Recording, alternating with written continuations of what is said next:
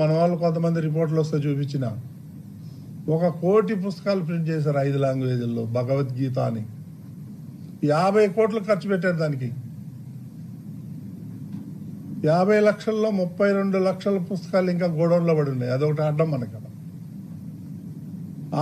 ఆ భగవద్గీతలో చూస్తే ఎవడు మొహాన్ని వస్తారు, అందులో ఏమీ లేదు. టీటీడీ బోర్డు చైర్మన్ టీవీ5 అధినేత బిఆర్ నాయుడు గారి మీద నిన్నటి నుంచి అనేక రకాలైనటువంటి కథనాలు సోషల్ మీడియాలో కానీ వివిధ మాధ్యమాల్లో మనకు వినిపిస్తూ ఉన్నది, చూపిస్తున్నారు. ఆ నేపథ్యంలో ఆయన ఒకసారి ఇది డీప్ ఫేక్ వీడియో అని ట్విట్టర్లో స్పందించాడు. ఆ తర్వాత దానికి భిన్నంగా విలేకరుల సమావేశంలో ఆయన అనేక విషయాలు వెల్లడించడం జరిగింది. నేను ఆయన ఏమి చేశాడు అనేటువంటి దానికి నేను పోవడం లేదు. కారణం ఏమిటంటే దాని మీద ఇప్పటికే చాలా మంది మా పార్టీకి సంబంధించినటువంటి నాయకులు స్పందించారు, చాలా మంది నెటిజన్లు మాట్లాడుతున్నారు, ప్రజలు కూడా చర్చించుకుంటున్నారు.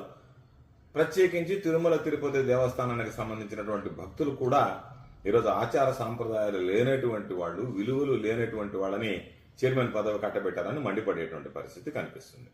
కాబట్టి ఆయన ఏమి చేశాడు, ఏమి జరిగింది, ఆయన చేసినటువంటి ఆ అరాచకాల గురించి, అక్రమాల గురించి, అవినీతి కార్యకలాపాల గురించి నేను మాట్లాడదలుచుకోలేదు.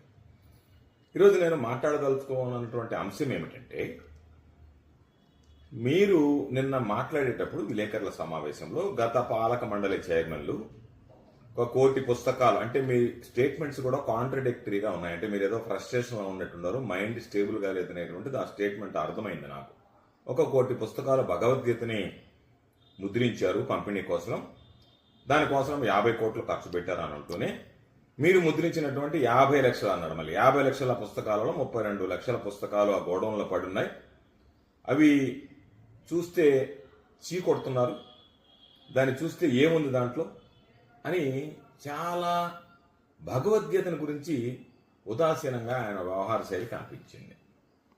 నేను ఈ సందర్భంగా తెలియజేసేది ఏమిటంటే, టిటిడి బోర్డు చైర్మన్ గా ఉన్నటువంటి బిఆర్ నాయుడు గారు తెలుసుకోవాల్సింది, హిందూ ధర్మ పరిరక్షణ అనేటువంటిది తిరుమల తిరుపతి దేవస్థానం యొక్క ప్రధానమైనటువంటి బాధ్యతల్లో ఒకటి. దాన్ని నిర్వర్తించే సమయంలో మీరు తిరుమలకి వెళ్తూ ఉంటారు, వస్తూ ఉంటారు.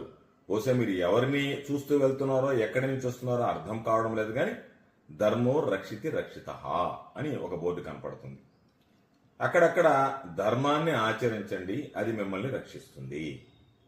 మరొక చోట ధర్మాన్ని రక్షించండి, అది మిమ్మల్ని కాపాడుతుంది. అంటే ధర్మమే మీకు రక్ష అనేటువంటిది ఈరోజు మన హిందూ ధర్మం చెప్తుంది, మన సాంప్రదాయాలు చెప్తున్నాయి, మన వ్యవహార శైలి కూడా అదే విధంగా ఉండాలని చెప్తుంది. దానికి భిన్నంగా మీరు వ్యవహరించడంలో తప్పలేదు, కానీ మీరు చేసినటువంటి వ్యాఖ్యలు మాత్రం ఈరోజు తప్పనిసరిగా అభ్యంతరకరం.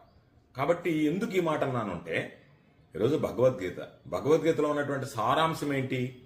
ధర్మాన్ని రక్షించండి, ధర్మాన్ని ఆచరించండి, ధర్మం మిమ్మల్ని నడిపిస్తుంది, ధర్మం మీకు అన్ని విధాలా అండగా నిలుస్తుంది, ధర్మం మీద నిలిచినటువంటి వాడికి, ధర్మబద్ధంగా నడుచుకున్నటువంటి వాడికి విజయం సిద్ధిస్తుంది, అన్ని విధాలా ధర్మం ఆచరించిన వాడు సుఖ సంతోషాలతో ఉంటాడు, ధర్మాన్ని ఆచరించినటువంటి వాడు కష్టాల పాలవుతాడు. కాబట్టి ధర్మాన్ని ఏ విధంగా ఆచరించాలి, ఏ విధంగా ధర్మాన్ని రక్షించాలి, ధర్మాన్ని ఏ విధంగా మనం ముందుకు నడిపించాలి, ధర్మాన్ని ఏ విధంగా ప్రతి ఒక్కరికి కూడా తెలియజెప్పాలనేటువంటిది భగవద్గీత ప్రధానమైనటువంటి సారాంశం. దాన్ని విస్మరించి ధర్మాన్ని కాపాడండి, ధర్మాన్ని రక్షించండి, ధర్మ మార్గంలో నడవండి అని మనకు బోధించినటువంటి ఆ అతి పవిత్రమైనటువంటి ఆ భగవద్గీత సారాంశాన్ని మీరు కించపరిచేటువంటి విధంగా దానిలో ఏముంది, అవి అక్కడ పడున్నాయంటే రేపటి నుంచి మీరు పంపిణీ చేయడం ప్రారంభించండి. బహుశా 3-4 రోజుల్లోనే భక్తులు తెలిసినా సరే వచ్చి భగవద్గీతని తీసుకువెళ్తారు. ఎవరైనా ధర్మాన్ని ఆచరించేటువంటి వ్యక్తులు మనల్ని వదిలి వెళ్లిపోతే ఆ కుటుంబ సభ్యులు ఆ పెద్ద ఆయన ధర్మాన్ని ఆచరించాడని భావించి ఆయనకి గుర్తుగా ఆయనతో పాటే ఆ ధర్మం అనేటువంటిది వెళ్ళిపోకూడదు, ధర్మాన్ని రక్షించాలి, మనము ఆయన ఆశయాలు నిలబెట్టాలని చెప్పి ఆయన పేరిట వచ్చినటువంటి వాళ్ళందరికీ భగవద్గీత పుస్తకాలు ఇస్తారు. దాని సారాంశం బిఆర్ నాయుడు గారు తెలుసుకుంటే బాగుంటుంది. తెలియకుండా ఏదో నీకు ఇష్టం వచ్చినట్టు నువ్వు ఆరోపణలు చేయొచ్చు. అనేక రకాలైనటువంటి అవినీతి ఆరోపణలు చేస్తున్నారు, పసలైన ఆరోపణలు చేస్తున్నారు, కనికట్టుకుని ఆరోపణలు చేస్తున్నారు, బెదిరిస్తున్నారు, బ్లాక్ మెయిలింగ్ చేస్తున్నారు. అవన్నీ అభ్యంతరం కాదు, అది మీ ఇష్టం. ఎందుకంటే టీవీ5 ఉన్నటువంటి సంస్కృతి అటువంటిది. కానీ వాటన్నిటికీ భిన్నంగా భగవద్గీత మీద మీరు చేసినటువంటి వ్యాఖ్యలు క్షమించరానటువంటివి. నేను బిఆర్ నాయుడు గారు నాకన్నా వయసులో చాలా పెద్ద. ఆయన్ని నా విజ్ఞప్తి ఏమిటంటే, మీరు మిగతా విషయాలు మీ ఇష్టం. మీరు అన్నారు మాకు పరిచయాలు ఉన్నాయి, మేమేదో కొనసాగం, దాని గురించి మీరు భక్తులు దాని ప్రభుత్వము, భక్తులకు సంబంధించింది ప్రభుత్వం ఎటువంటి చర్యలు తీసుకుంటుంది, భక్తులు ఏ విధంగా దాని గురించి మాట్లాడుకుంటున్నారు అనేటువంటి అంశాల జోలికి నేను వెళ్ళటం లేదు. అది అందరికీ తెలిసినటువంటి విషయం, మీకు తెలిసినటువంటి విషయం. నేను మాట్లాడేది మీరు భగవద్గీత చేసినటువంటి వ్యాఖ్యలు, భగవద్గీత మీద చేసినటువంటి వ్యాఖ్యలు అభ్యంతరకరం.